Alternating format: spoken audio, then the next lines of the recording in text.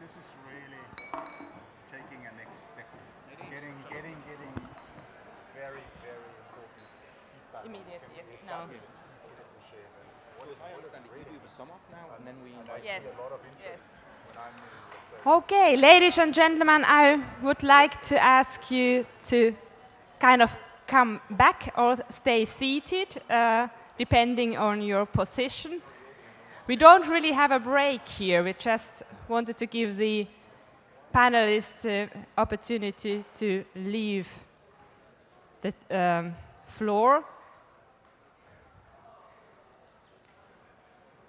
What we now are doing, we have a closing session. We have a pretty tight timetable, and that's why we are starting right away. But before I ask the panelists to come to the stage, I would like to show you something that is coming from the parallel sessions.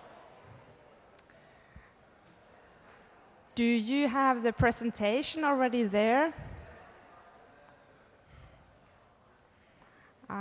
There should be one presentation showing the key messages coming from the parallel workshop sessions. Okay, if not, I'm maybe just, yes. These are the key messages. You send it to this audience. We had this 10 parallel sessions. 5 of them took place yesterday and 5 this morning. And these are some key messages, of course not all of them, that summarize what are the results of the discussions. And maybe you took part in 1, maybe in 2, but supposedly not in more because of the timeline. And I just would like to briefly go through these topics. The first, starting on the left side from top, the first working group was named Young People Mobility.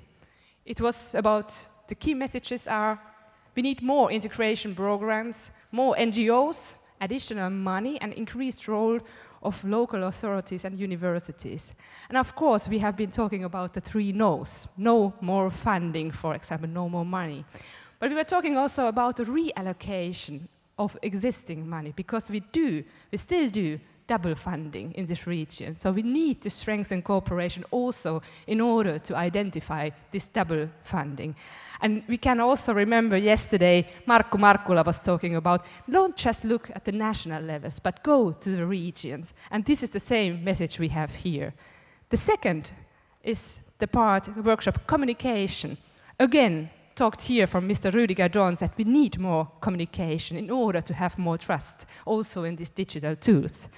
We have here, the need is to engage, train, and empower. We need ambassadors to share stories online as well. And something like maybe leading by example. We yesterday talked about branding, but we need branding, of course, coming from the Baltic Sea region, going outside. But we need also branding to have the more identification for ourselves with this region. So kind of internal branding, if you like. The third working group was about e-inclusion. I already mentioned that here. And it's about dialogue between people, government, and companies. And if you like, smart dialogue, not just talking, but really having the right contents, the right persons. The fourth one is about tourism, a pan-Baltic Sea region tourism, with 2 very concrete approaches, ideas already. A climate-conscious tours would be one of these ideas. And the second, maybe sustainable shore excursions. And of course, if we do this as a Baltic Sea region, then we are making our brand even more stronger. The last one on the left side is about funding. Again, we do some double funding, so it's not about getting more money, but to reallocating the already existing resources. We need political commitment, communication, cooperation between, above all, with the policy coordinators. On the right side, you have in the top the topic energy. It's about forms of access, products, and consumption of energy. And we were talking about smart energy, smart distributors, and smart consumers. And of course, how to do this digitally. The 7th working group was working on this culture and creative entrepreneurship. understanding the perception of surroundings. And I would like to strengthen the role of the culture for our regional identity. It's very visible. We were in the starting talking, I'm from Finland, so I'm very close to the Estonians, or the Baltic. And it would be good to see what do we have in common in cultural sense as well. The second one is MSP, this is Maritime Spatial Planning. That's about identifying hotspots, shipping routes, cultural heritage, protected marine areas. The second one is health, and this is very also interesting, I think, patient as his own health manager. Health literacy. We were just talking about e-skills, but we do need also health literacy as a key to health promoting behavior. Explore application for e-health. And the last one is about science and research. We do need sustainable ecosystem, and we need, therefore, effective dialogue between stakeholders. And yesterday, Mr. Köster was talking about this in this plenary session. It was about competitiveness. We do have pretty good knowledge here. We do have very good institutions, but we just have to connect them in a very smart way. So this is just a conclusion from the workshops, because you couldn't participate in all of them. But nevertheless, we now come to our last session with our speakers here as well. So I would like to please welcome with me Ms. Lena Andersson Pench. She's coming from the European Commission. Welcome. She's director in the Directorate General for Regional Urban Policy. Please take your seat. The second speaker in this, thank you. The second speaker in this final session is Ms. Inga Skujiņa. She's Deputy State Secretary for European Affairs of the Republic of Latvia. Welcome.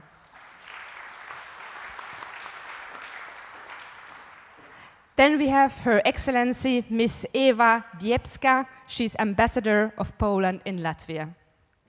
Welcome.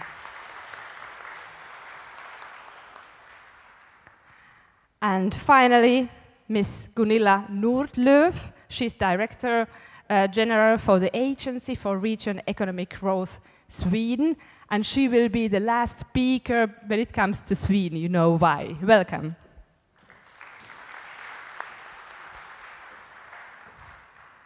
Ms. Pench, would you give us a statement? Thank you.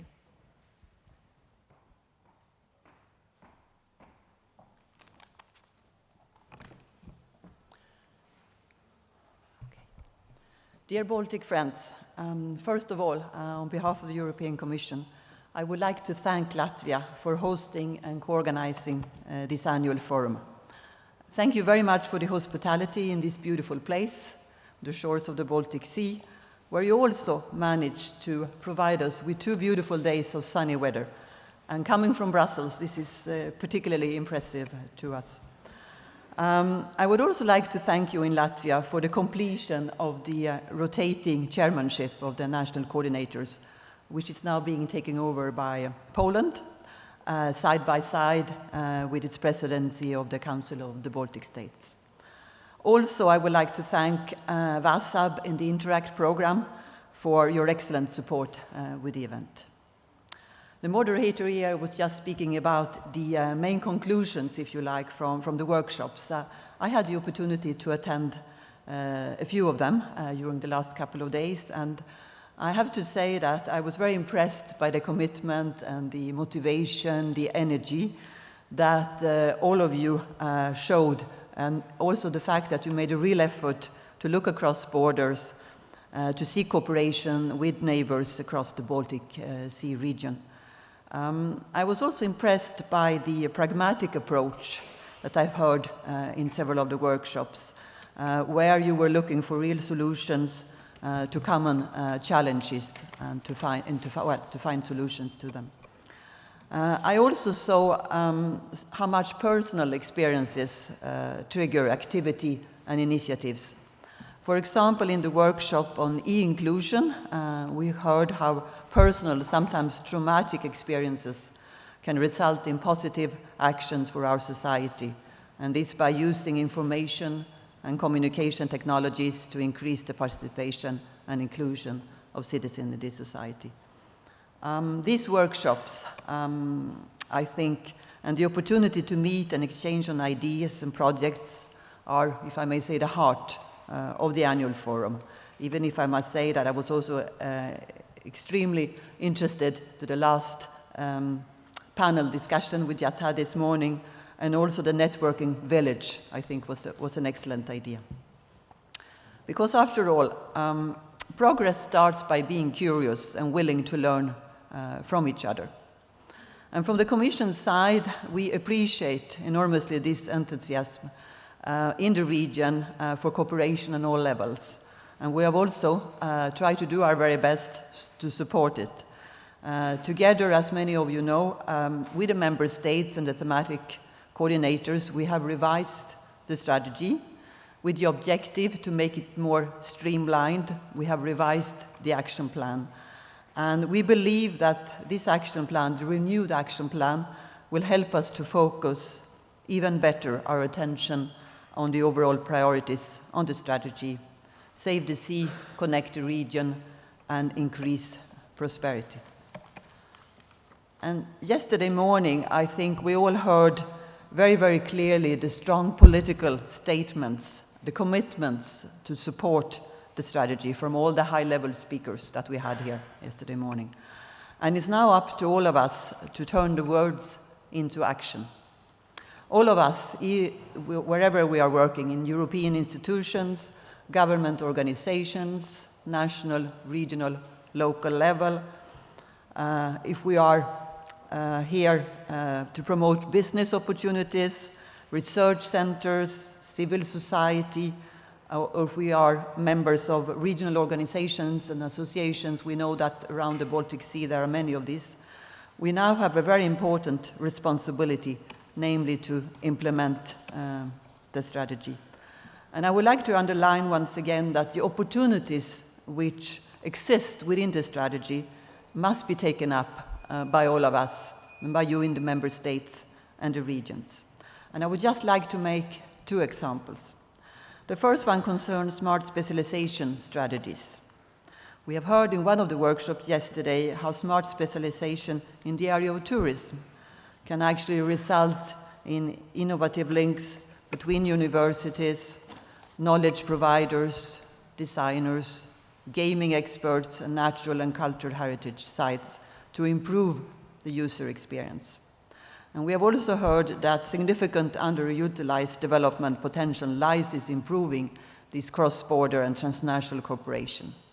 And it might be necessary to diversify tourism offers by supporting transnational tourism products, for instance.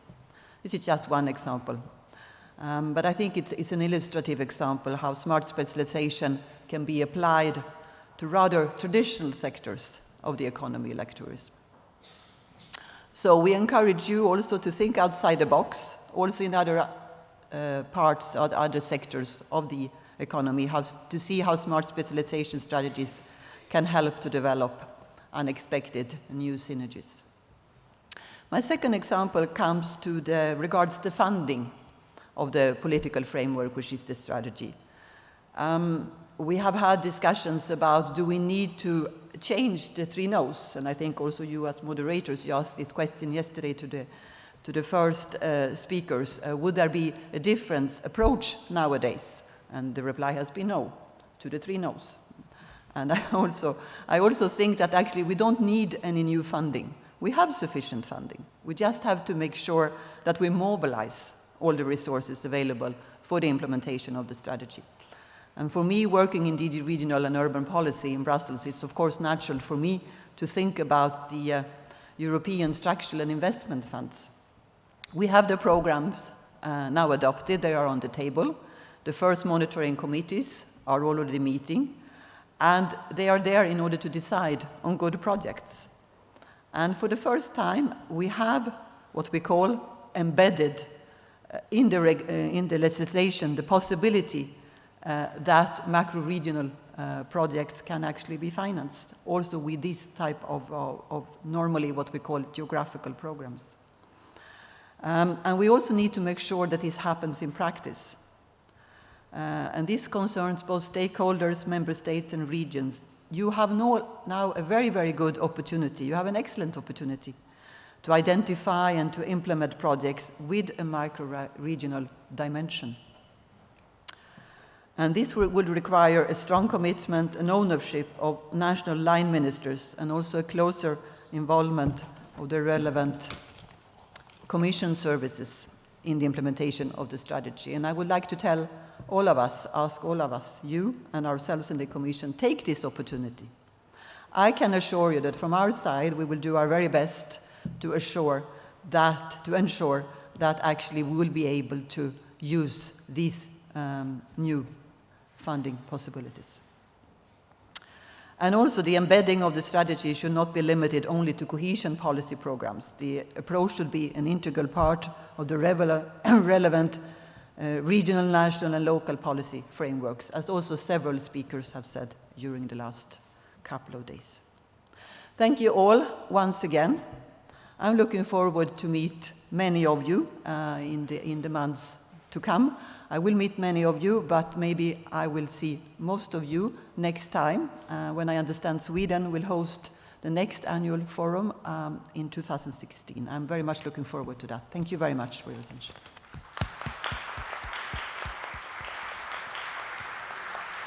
Thank you very much, Ms. Pench. Ms. Inga Skujiņa, please, the floor is yours.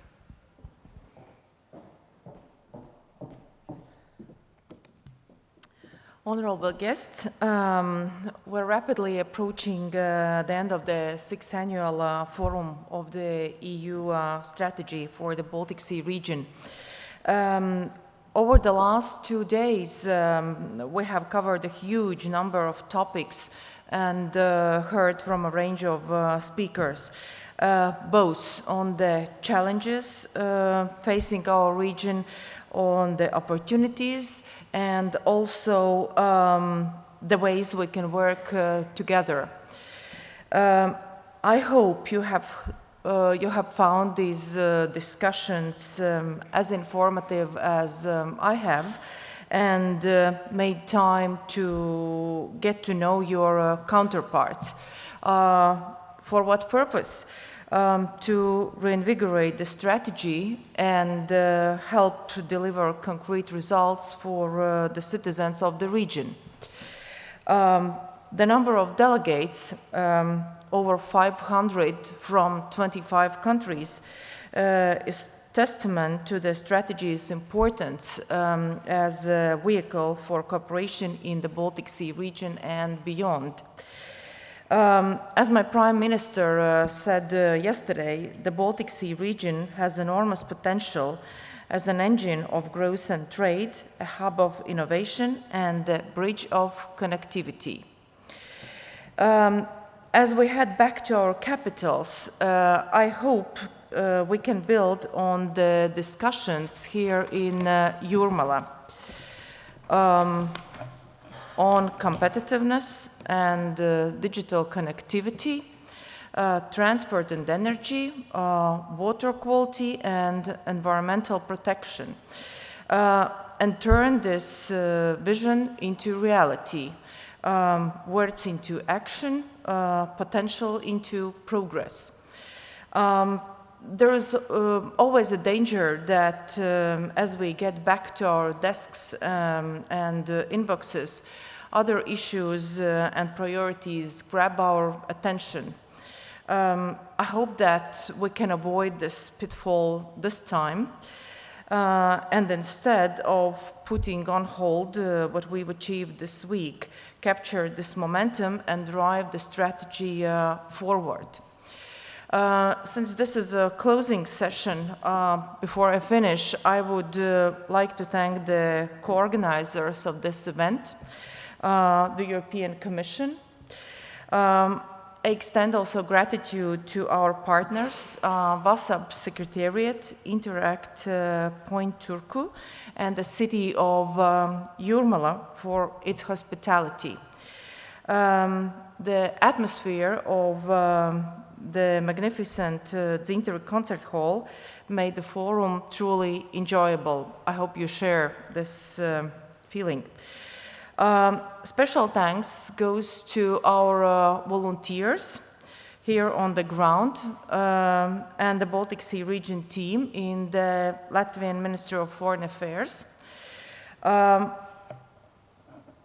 And without their help, this event wouldn't be possible.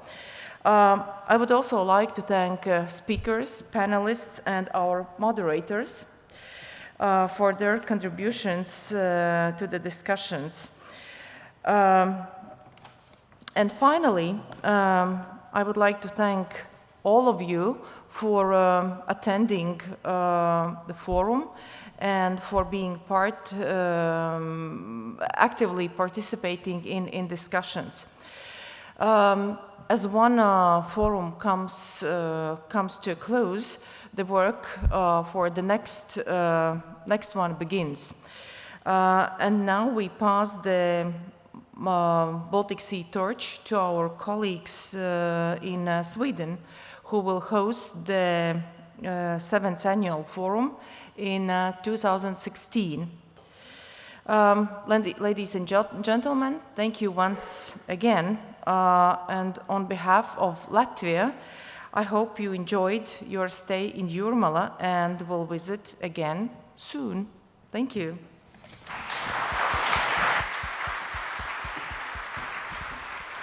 Thank you so much, Ms. Skujiņa. Her Excellency Ambassador Dębska, please. Distinguished guests, ladies and gentlemen, let me start with congratulating the Latvian Presidency, the European Commission, and other organizers on the excellent organization of the 6th Annual Forum of the EU Strategy for the Baltic Sea region, as well as the choice of interesting, important, and timely topics for discussion. It shows not only our engagement in the work for the better region to live and work in, but also, and maybe first and foremost, our responsibility for the region and our commitment. It has been my 3rd annual forum, and I'm glad to see that we still keep the spirit of the Baltic cooperation high. It's good to see that we care for the region. We want it to be coherent, well integrated, clean, modern, and ready to address the challenges of today and tomorrow. As you know, Poland, who highly values the EU strategy for the Baltic Sea region as a very useful tool for better networking and cooperation, takes on the task to chair the work of national coordinators for the whole coming year, starting 1st July 2015 until 30th June 2016.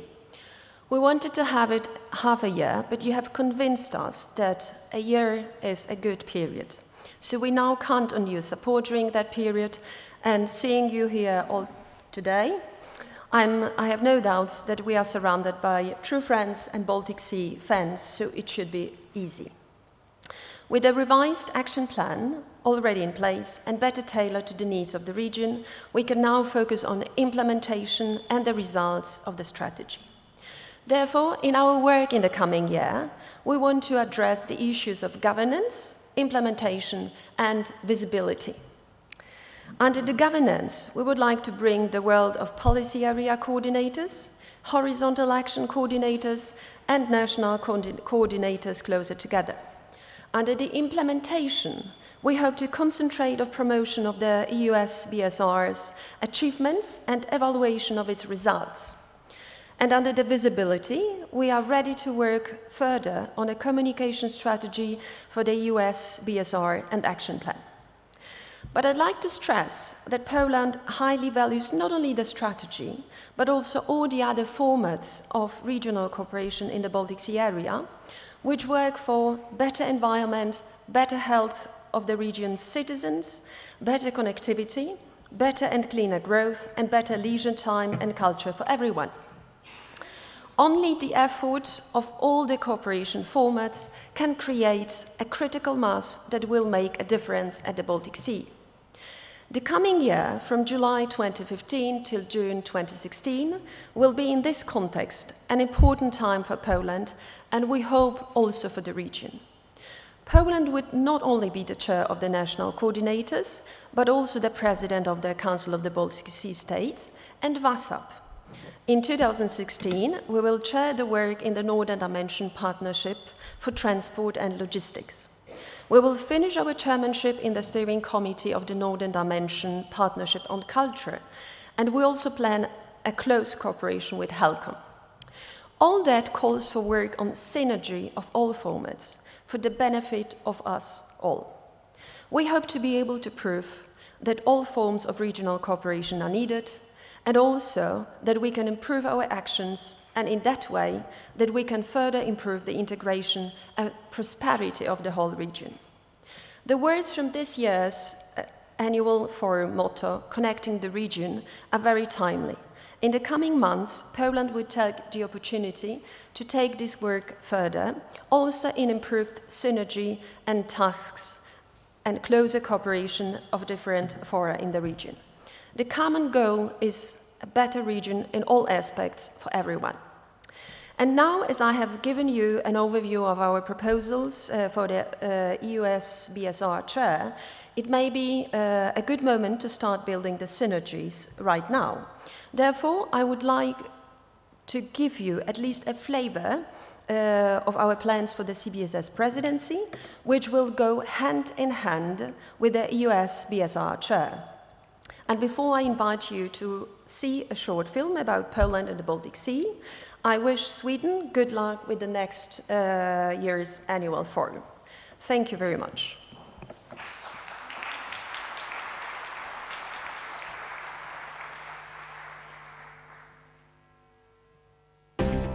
One sea, one region, 11 countries, one common success story.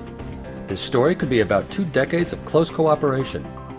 A story about how the Baltic Sea region has become a model of integration, a model that others wish to emulate.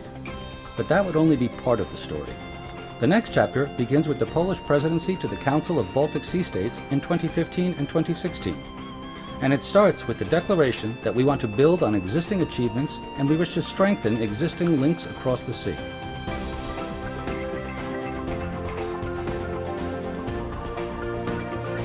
We want to keep promoting principles of sustainable development. Blessed with a wonderful natural habitat, we want to do more to make sure that decoupling growth from environmental harm continues. Facing climate change, we wish to focus on adaptation, seen as a new area of cooperation between local governments and businesses, and not forgetting mitigation challenges.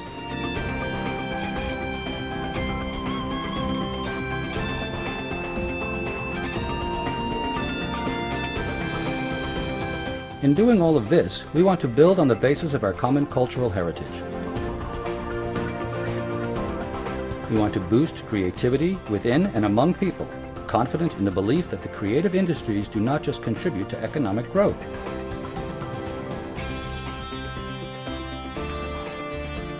They also make us proud of where we come from.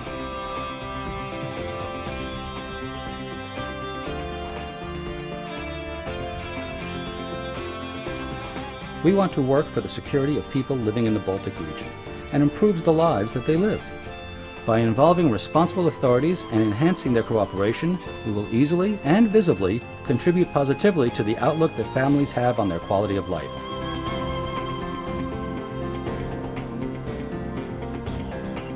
These are our proposals.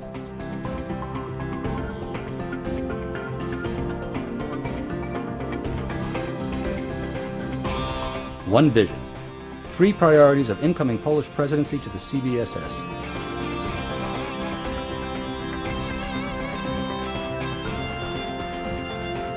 Need we say more? Let us, together, write a new chapter of this story.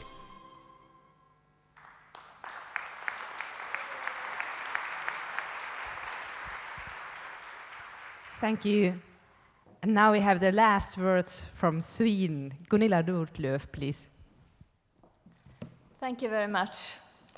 Ladies and gentlemen, dear colleagues, it feels great to be back in Latvia, and especially at a time when Latvia also hosts the presidency of the European Union. Before I say anything else, I want to join with my colleagues speakers here and congratulate the organizers of this year's forum. What important and interesting speakers. what very interesting and relevant topics we have discussed, not to mention the venue and the weather. I'm beginning to be a bit nervous, I confess, but most of all, I'm proud and very pleased to say that next year's forum will be held in Sweden. And it's the organization that I'm head of, the Government Agency for Economic and Regional Growth, that will be responsible for organizing the conference, in close cooperation with the Prime Minister's office, as well as other Swedish and international partners. I think the topic, the thematic focus of this year, the competitiveness of the region and the digital competitiveness, has been very interesting and of utmost relevancy.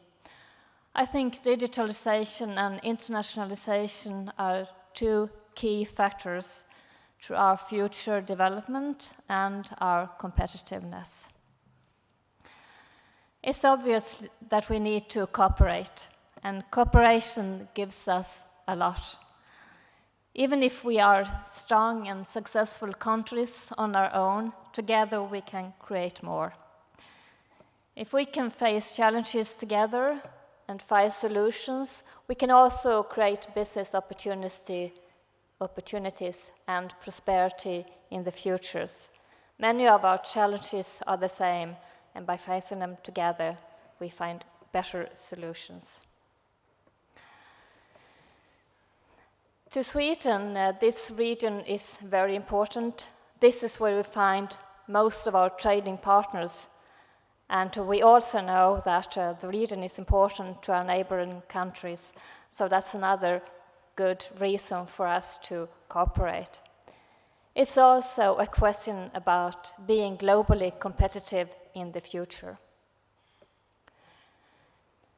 The Swedish Agency for Economic and Regional Growth is tasked with the economic and regional growth and to promote entrepreneurship. We work with enhancing the competitiveness of enterprises and also the attractiveness of regions. And of course, working with internationalization is one way of doing that. We are also responsible for the Interreg programs, cross-border programs, and the European Regional Development Fund in Sweden. We are the coordinating agency, together with others, to implement the Baltic Sea region strategy. So as you can understand, we have many reasons to be involved in the strategy and also in the action plan with my agency. And therefore, it's a delight for me to be involved in this and also given the confidence to arrange the next year's conference. So I want to welcome you all to Sweden next year. The venue has not been decided, and the thematic focus is not yet decided, and I promise to get back to you on that as soon as possible. But for now, I want you to save the dates, the 8th and 9th of November 2016. You will get more information as soon as possible. I can probably promise you one thing, and that is that the weather is probably going to be terrible, but we'll do anything we can to keep you warm. We'll do what we can to attract the relevant and interesting speakers and try to set up a really interesting program. We really look forward to seeing you in Sweden next year. Thank you.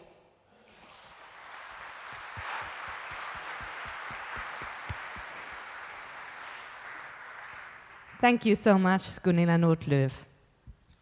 Right, now, I have one request and some very brief closing words. So the request comes from our wonderful volunteers, and it's very simple. Please fill out the surveys. You'll find the surveys placed strategically at various places around this complex. We do read them. They do impact the program and the way in which the program is structured and the way in which the parallel and plenary sessions are run. So please express your opinion, and I'm sure that the Swedish organizers will take these things into account. So please make yourself heard. Finally, on behalf of Anna-Maja and myself, thank you for having us for these last 2 days. It's been very interesting. We've come together to discuss the future, the next steps of the Baltic Sea region strategy. And in the parallel sessions, you've come up with very concrete initiatives, very concrete ideas about how we should progress. And in the plenary sessions, especially on the first day, we have very strong, renewed political commitment from the European Commission, from the national governments, also from the private sector and from non-governmental actors as well. So all the preconditions are in place for the Baltic Sea region strategy to move forward vigorously. To paraphrase Vice President of the Commission, Valdis Dombrovskis, the financing is there, the opportunity is there, right? All we have to do now is seize on it. And I hope that when we meet again next year in November in Sweden, we'll have many more concrete projects, many more concrete initiatives that we can praise and discuss. Thank you also from my side. It was a great honor to be part of this great, dynamic and interesting event. Thank you for all the speakers. Thank you, Daunis, but thank you also the host. It was very well hosted and very interesting event. Thank you so much.